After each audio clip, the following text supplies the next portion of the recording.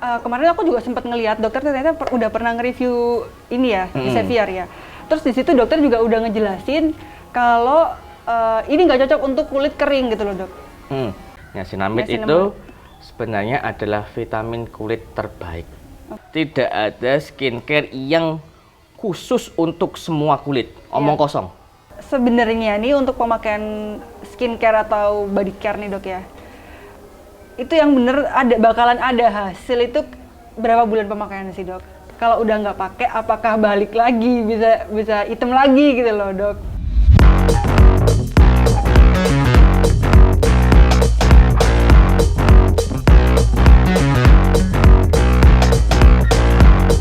Dok, ini bahas pengalamanku pribadi. Jadi aku sebenarnya kayak iseng-iseng sih pakai ini, emang kan produknya aku sendiri. Jadi waktu itu aku pernah punya bekas luka gitu, alergi. Jadi pas waktu hamil anak kedua tiba-tiba hormon biasa ya, hormonal ibu hamil gitu. Jadi kakiku tuh bener-bener full bekas luka gitu loh, Dok. Terus ke beberapa dokter spesialis kulit dan kelamin itu diagnosisnya beda-beda. Yang pertama aku didiagnosis katanya aku alergi makanan-makanan yang ada micin-micinnya gitu, nggak boleh makan ikan, ayam potong dan lain-lain. Akhirnya waktu aku udah nggak makan itu tetap aja gitu loh, Dok, tetap aja. Terus ke dokter lain pun, waktu ke dokter yang kedua ini didiagnosis aku katanya stres. Itu stres ada pemicu alergi juga. Akhirnya disaranin untuk treatment, waktu itu treatment laser katanya, soalnya bener-bener parah banget kan. Terus karena itu harganya nggak murah ya, Dok ya, dan harus beberapa kali treatment, ya udahlah, suami juga bilang ya udah nggak usah dibiarin aja, nggak usah diapa-apain. Akhirnya nggak aku apa-apain, cuman waktu itu aku dokumentasi gitu loh, dokumentasiin. Nggak ada niatan juga, Dok, pengen ada kenangan aja gitu. Terus aku emang udah pakai ini sebelum aku kena alergi, jadi pakai ini rutin. Nah, bulan kelima setelah aku dokumentasiin caseku itu tadi, itu suami tuh bilangin loh, kok ini bekas lukamu agak memudar ya. Aku terus aku ngeliat tes foto before-nya, ternyata emang agak memudar, tapi nggak langsung memudar 100% gitu loh, agak memudar. Aku foto lagi setiap bulannya progresnya dan memudar, Dok, sekarang udah memudar. Yang aku mau tanyain, di brightening body serum ini ada nggak, Dok, yang zat aktif menurut dokter bisa untuk memudarkan bekas luka? Ada ya, Dok ya? Emang kita bilang emang karena aku nggak ngarang ini, Dok ya, aku bener-bener real itu. Ada beberapa kandungan di sini ya, aku omongin aja. Niacinamide ya, niacinamide itu sebenarnya adalah vitamin kulit terbaik untuk kulit lapisan luar. Nah, orang-orang kan berpikir bahwa vitamin yang paling baik untuk kulit adalah vitamin C, vitamin E. Tapi yang baik buat kulit daerah bagian luar, epidermis, itu adalah niacinamide. Di bawahnya niacinamide ini ada di bawahnya epidermis ini ada namanya lapisan dermis.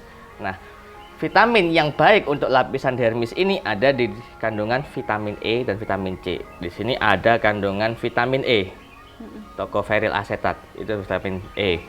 Dan juga ada glutathione. Dari tiga bahan ini, dia saya rasa memang bisa memudarkan. Ya. Tapi kalau menghilangkan, nggak bisa. Memudarkan. Jadi kulit ini dia niacinamide dia di atas, di lapisan epidermis, vitamin E-nya dia di bagian bawah. Dia memperbaiki kolagen pada kulit. Ada juga glutathione di sini yang memperbaiki kolagen pada kulit di lapisan bawahnya ini, sehingga itu stretmark atau apa? Itu bekas luka, Dok. Bekas luka. Jadi alergi, digaruk-garuk. Oh, berarti dia di lapisan luar. Benar, di lapisan luar. Dan itu kayak bekas lukanya bukan yang bekas luka menaun ya, Dok? Kalau di lapisan luar, ya berarti niacinamide itu. Niacinamide itu ya. Tapi kalau dia bekas luka jenis trademark, dia agak di dalamnya ini. Itu nggak mungkin bisa. Itu dari kandungan dari vitamin E. Oh gitu. Vitamin E dan vitamin glutathione-nya itu. Nah, kalau di sini kita ngelihat niacinamide ada di komposisi nomor 3, ya, berarti kandungan niacinamide-nya yang paling tinggi daripada vitamin E. Jadi kalau niacinamide dia lebih tinggi dari vitamin E, otomatis dia lapisan epidermisnya yang lebih baik. Terus, Dok, kemarin aku juga sempat ngelihat dokter ternyata udah pernah nge-review ini ya, di Xavier ya. Terus di situ dokter juga udah ngejelasin kalau ini nggak cocok untuk kulit kering gitu loh dok. Dan itu dulu dok, yang di review sama dokter itu whitening body serum, masih yang lama dok, belum aku upgrade. Dan yang sekarang ini aku udah upgrade, aku tambahin si butter dok, untuk melembabkan kulitnya lagi gitu loh. Menurut dokter gimana dok? Udah worth it nggak? Jadi begini, tidak ada skincare yang khusus untuk semua kulit, omong kosong. Jadi skincare ini bisa untuk kulit kering, kulit berminyak, kulit normal. Beda-beda ya itu omong kosong, itu marketing sekali itu ya. Nah kalau aku ngeliat di sini, secara normal kulit itu kita harus kondisi moist atau kondisi lembab. Ya bisa minyaknya nggak terlalu banyak, tapi juga nggak terlalu kering-kering amat. Pokoknya kondisinya lembab. Nah permasalahan kulit terbanyak adalah kondisi kering dan kondisi berminyak. Yang tengah-tengah ini kondisi normal. Kalau orangnya normal dia pakai apa aja aman. Tapi kalau yang kondisi berminyak sama kondisi kering, ini khusus ada skincare khusus. Nah, kalau yang dia minyak, ya otomatis bagaimana caranya kurangin kandungan oil. Namanya minyak, ditambahin minyak, tambah panen. Nah, kalau yang kering, ya usahakan menggunakan produk-produk yang menggunakan banyak kandungan oilnya, moisturizer untuk supaya lembab. Nah, dan otomatis ini kan berlawanan, ya kebutuhannya berlawan. Makanya aku bilang tidak ada skincare yang baik untuk semua kulit. Itu hanya sekedar marketing, bahasa marketing. Yang ada mungkin oke, semua kulit bisa kering, ya kering ke arah normal, oke lah. Tapi kalau kering banget, nggak bisa. Nah, kalau aku ngeliat di sini. Kita ngelihat di sini ada parafinum liquidum, terus ada kandungan shea butternya, butter. Otomatis kita berpikiran seperti butter mentega. Berarti ini dia kandungan oilnya, kandungan minyaknya ini agak banyak dari parafin, dari shea butternya, meskipun kandungan utamanya adalah aqua atau air. Ya. Jadi ini untuk kulit kering bagus. Udah bisa. Cuman hati-hati pada kulit berminyak. Oke. Kulit Kulit berminyak bisa, tetapi kalau berminyaknya berlebihan, ya maaf, ini bisa memicu. Tapi biasanya kalau untuk kulit tubuh gitu, tangan atau kaki jarang banget ya dok ya ada yang kulit berminyak. Biasanya kan di wajah ya dok. Sebenarnya, kan aku bilang kalau kulit tubuh ya, kulit badan ini kan kita ngomong body serum nih ya. Body serum ini rata-rata hampir semua itu normal pasti. Nggak lembab, nggak kering. Nggak berminyak, nggak kering. Tapi kalau kering banyak dok kasus. Aku soalnya termasuk yang kering. Oh, tapi kering di daerah ini aja di kulit kaki sama tangan. Ya kalau gitu bagus. Nah, dengan ada kandungan parafin liquidumnya ini, dia lebih ke arah oily. Cuman kalau yang kulitnya berminyak, misalnya orang yang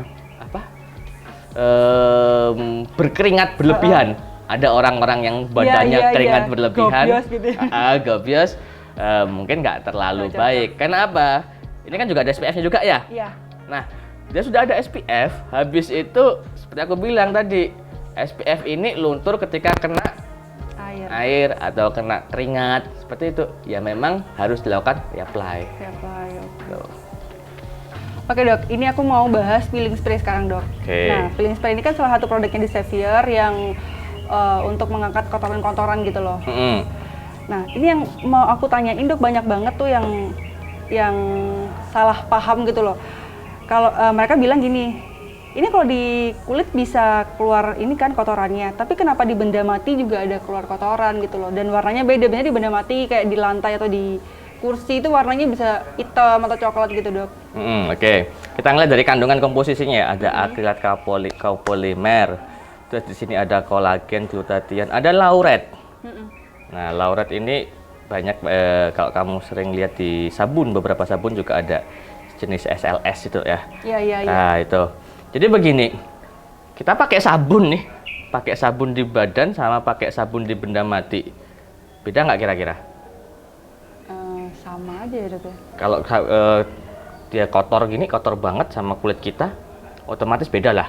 Dia lebih kotor yang benda matinya. Benda mati. Nah, kemudian kalau kita ngomong ada pertanyaan seperti itu, menurutku loh ya, menurutku ini begini.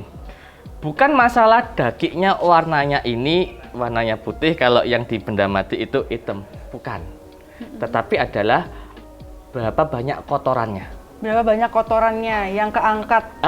Nah sekarang, kalau misalnya kamu gunakan sabun atau produk ini atau produk apa aja lah ya, yang bisa membersihkan, kamu gunakan ke orang yang ODGJ, yang nggak mandi, ya mungkin kurang lebih sama. Iya benar.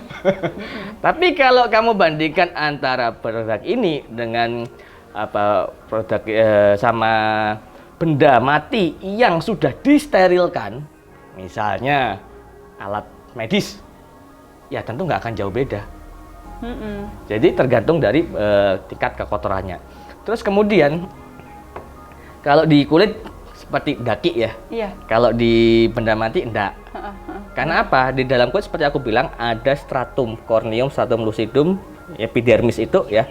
Ini adalah sel yang tidak mempunyai inti sel. Jadi dibilang kulit mati, ya selnya hidup, ya sebenarnya hidup. Tapi nggak ada inti selnya. Nah, nanti ini ada yang kiwir-kiwir gini. Iya benar. Jadi sel-selnya kan dia lapisan seperti bata gitu ya, lapisan bata. Nah, ketika umurnya dia sudah mati atau apoptosis ya, ini nanti lepas. Nah, sebelum lepas dia kiwir-kiwir dulu. Jadi ibaratnya seperti susunan bata, dia mulai agak ngelepas gini, tapi masih nempel. Nah, terus ketika digosok-gosok dengan beberapa skincare, dia ikut naik. Ikut beserta kotoran-kotoran itu. Nah, inilah yang enggak itu. Itu bedanya. Jadi kalau dibandingkan sama kulit mati ya, benda mati ya bagi saya itu bukan apple to apple ya. Jadi memang kalau dibandingkan ya, masa sih kita tuh nggak mandi satu hari, nggak mandi sama sekali. Kalau memang mau dibandingkan dengan benda mati ya bandingkan dengan orang yang bener-bener kotor sekalian, gitu. Kira ODGJ mungkin. Terus kalau untuk ini peeling spray-nya sendiri aman nggak sih dok dipakai di wajah? Kalau dari kandungannya ini ya aman. Masih aman-aman aja ya. Aman. Dok, ya? Cuman hati-hati juga sekali lagi pada orang yang memiliki alergi. Benar. Itu. Karena takutnya nanti ada reaksi tertentu gitu. Jadi kalau alergi kita nggak bisa ngomong macam-macam. Dan ini dok, ini kan biasanya banyak banget nih customer nih dok. Dia udah beli satu paket. Kak ini kenapa satu paket aku nggak ada hasil? Sebenarnya nih untuk pemakaian skincare atau body care nih dok ya. Itu yang bener bakalan ada hasil itu berapa bulan pemakaian sih dok? Kalau kita menggunakan zat seperti hidroquinon ya. Hidroquinon itu yang otomatis yang sudah dari resep dokter ya, yang bahannya paling kuat. Ya, makanya nggak boleh dijual bebas. Itu beberapa penelitian rata-rata saya ngelihat perbandingannya 12 minggu. 12 minggu teman-teman. Jadi bukan patokannya bukan satu paket atau 2 paket ya dok ya. Karena kan biasanya orang pakai satu paket pun dia bisa sampai 1 minggu atau 2 minggu kan beda-beda ya dok ya. Jadi kalau itu yang kita ngomong hidroquinon dibandingkannya 12 minggu. Kebanyakan beberapa penelitian itu hidroquinon ya, udah yang paling strong ya. Paling tinggi lah ya itu. Yang paling tinggi digunakan. Nah, kalau kemudian dengan skincare yang BPOM ini berapa lama? Ya kembali lagi ke kondisi kulit masing-masing. Cuman kalau yang kuat aja rata-rata penelitian yang saya baca itu 12 minggu. Ya apalagi kalau yang ibaratnya ini kan lebih lemah. Iya. Makanya bebas dijual belikan. Ya otomatis ya jangan dibandingkan 12 minggu lah. Iya. Itu. Kalau teman-teman yang tanya sih berapa lama pemakaian, saya rata-rata bilang paling nggak 6 bulan lah. Benar. Iya sih dok. Karena orang-orang tuh biasanya pengennya yang cepet instan gitu loh. Jadi kan mereka tergiur iklan. Pakai ini nggak konsisten, kayaknya pakai itu lebih cepet. Padahal sebenarnya zat aktifnya pun sama, bahkan yang dia pakai yang setelahnya itu downgrade gitu loh nggak? Cuman karena iklannya aja lebih bagus, ini dia tergiur. Ya nggak, bisa juga dia setelah pakai, misalnya ini batas waktunya 6 bulan nih. Dia pakai produk A 5 bulan. Kemudian pakai produk B dengan kandungan yang sama 1 bulan. Ya wes. Ngerti nggak maksudku? Oke. Baru timbul hasil. Iya. Padahal sebenarnya produk yang sebelumnya yang anu ya. Ya jadi ya apesnya aja. Produk yang pertama aja yang akhirnya yang dapat cacat. Padahal produk yang kedua, yang produk B-nya itu baru aja. Bulan, tapi memang wayahe, waktunya. Waktunya udah glow up gitu loh. Oke, ini Dok. Aku mau tanya, ini beda dari The Savior Dok. Tapi ini produknya The Savior juga, tapi yang mau launching insya Allah di bulan Desember besok. Dokter kira-kira tahu nggak Tamano Oil Dok? Untuk Tamano Oil sendiri menurut dokter untuk ke skincare tuh bagus nggak? Jadi dia untuk bagus nggak untuk membantu memudarkan bekas luka dan stretch mark? Kalau saya pernah baca Tamano Oil itu kan dia kan produk dari kacang, kacang Tamano itu. Dia efeknya sebagai selain antioksidan juga sebagai exfoliate. Iya. Dia juga untuk jerawat, itu. Nah, terus bagus nggak untuk bekas luka ataupun stretch mark? Kalau saya ngomong ini adalah produk herbal.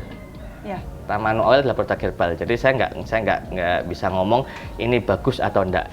Cuman produk misalnya tahu retinoid nggak? Tahu. Nah, retinoid itu kan dia exfoliate dan juga antioksidan. Ya untuk jerawat. Nah, tetapi juga digunakan untuk menangani kasus-kasus bekas luka ataupun stretch mark. Nah, dia mirip seperti Tamano kan, dia juga antioksidan, ini juga antioksidan, dia exfoliate juga dia exfoliate. Kemudian apakah Tamano ini bagus untuk stretch mark, untuk bekas luka? Saya nggak bisa ngomong ini bagus atau enggak ya, karena ini adalah produk herbal, itu bukan ranahku. Nah, cuman kalau saya bandingkan dengan retinoid, cara kerjanya hampir sama. Dok, ini terakhir ya Dok ya. Ini banyak banget yang tanya. Karena banyak banget yang tanya, jadi aku sekalian mau tanya juga ke dokter Joni. Biasanya tuh customer tanya gini, Kak, ini menyebabkan ketergantungan nggak sih? Yang dalam arti kalau udah nggak pakai, apakah balik lagi bisa hitam lagi gitu loh Dok? Oke, jadi kita ngomong misalnya paling mudah kan orang kepengen putih ya. Iya. Saya bandingkan itu orang pengen putih. Ada namanya itu Fitzpatrick. Kulit bentuk ukuran nilai kulit. Misalnya kulitnya ini A gitu, hitam. Nah, setelah menggunakan skincare, ya dia jadi putih. Tetapi ingat, ada patokan maksimal. Tahu nggak di mana patokan maksimal kulit itu? Ada. Di kulit paling putih di daerah kita, misalkan kayak di paha atau di payudara ya Dok ya? Nah, sini. Oh ini Dok ya? Ini jadi patokan paling putih. Mentoknya udah ini. Mentok di sini. Kalau dia lebih dari putih sini berarti bahaya. Oh gitu. Mentoknya di sini. Jadi ketika dia sudah pakai skincare, aku akhirnya karena skincare-nya cocok, bagus dan perawatan juga bagus, dia mentok nih di sini. Nah, jadi putih. Terus ketika nggak menggunakan lagi, ingat tubuh kita ini yang menyebabkan hitam adalah melanin. Melanin itu fungsinya untuk memayungi sel kulit kita supaya tidak terkena ultraviolet sehingga sel kulit kita itu tidak rusak. Nah, ketika kita nggak punya menggunakan skincare lagi, nggak menggunakan perawatan lagi, yang terjadi apa? Akhirnya melanin keluar lagi. Nah, berubah keluar lagi untuk secara normal itu untuk melindungi tubuh kita. Akhirnya mulai kembali lagi ke kulit semula. Nah, ini yang disebut kadang-kadang orang itu akhirnya ketergantungan. Pakai kulit itu, pakai skincare-nya ketergantungan karena aku selama nggak pakai ini kembali ke normal. Ya wajar, karena itu kulit normalmu. Kalau mentok kamu jadi kulit putih, ya mentok di sini. Tetapi kalau untuk menggunakan skincare yang menggunakan bahan yang lebih kuat, saya lihatnya lebih kuat, dia bisa lebih putih dari yang aslinya. Mungkin kayak hidrokinon tadi. Dia bisa lebih putih banget. Atau mungkin kayak infus kromosom ya Dok ya? Banyak banget yang memang seharusnya itu harus dalam pengawasan seorang dokter, tapi digunakan secara bebas. Iya. Akhirnya apa? Kulitnya putih banget. Setelah kulitnya putih banget, ya tubuh itu punya pertahanan sendiri. Karena kalau sudah kulit putih banget, tidak ada melanin 1-2 pun ya, hilang semua melaninnya. Kena sinar matahari, kena bahan-bahan iritatif. Akhirnya apa yang terjadi? Tinggal tunggu waktunya, boom. Oke teman-teman, demikian bincang-bincang kita sama Dokter Glenn. Dokter Glenn, makasih banget banget ilmu yang aku dapat dan teman-teman dapat dari perbincangan kita kali ini. Dan ini benar-benar nggak ada yang dilebihin atau dikurangin ya dok ya. Ini murni Dokter Glenn nge-review jujur gitu loh. Karena sesuai dengan kode etik emang nggak boleh ya dok. Ada unsur-unsur promosi itu nggak boleh. Jadi semoga bermanfaat juga buat teman-teman tentang edukasi yang dijelaskan sama Dokter Glenn kali ini. Makasih banyak yang udah nonton dari awal sampai akhir dan kita ketemu lagi di YouTube kita selanjutnya.